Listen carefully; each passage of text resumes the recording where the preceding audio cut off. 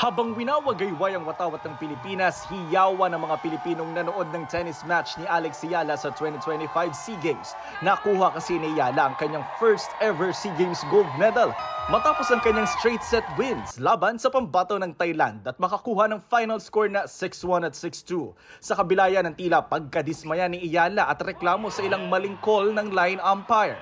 Yung sabi ko sa umpire is if it happened 3 times in the same game, parang kailangan something has to change. But anyway, it comes with the game that it happens. Makasaysayan ang kanyang pagkapanalo dahil nakaginto muli ang Pilipinas sa women's single ng tennis matapos ang 26 na taon.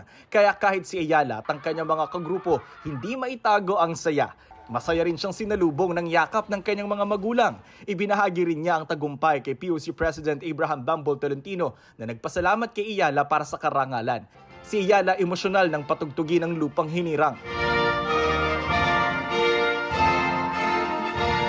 Matagal ko nang pinapangarap yon na, ako yung makakadala ng ganong pride sa Pilipinas. So I'm so thankful, I'm so humbled to be able to represent our country. I'm feeling super happy. She did almost everything well. She did the plan perfect and she was very brave. Goal achieved din para sa Women's National Football Team ng Pilipinas na nakamit ang unang ginto ng bansa sa naturang sports event ng SEA Games. Dikit ang laban na umabot sa penalty shootout nang walang nakascore sa full time at extra time. Tinapos ng goalkeeper na si Olivia McDaniel ang laro sa final score na 6-5. I'm so proud of this team and I'm so proud to be Filipino and play for this country, and people are always downing us and talking about us and saying we don't belong here, but we belong in these conversations, we belong, at the top. Nakuha naman ng Philippine Blue Boys ang kanilang 9th SEA Games gold medal sa men's softball. Pinataob nila ang koponan ng defending champion na Singapore sa score na 3-0.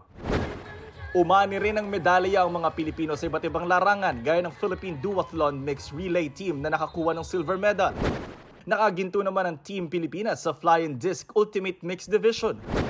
Wagi rin ng gold medal si Melvin Sakay sa men's laser run ng modern pentathlon.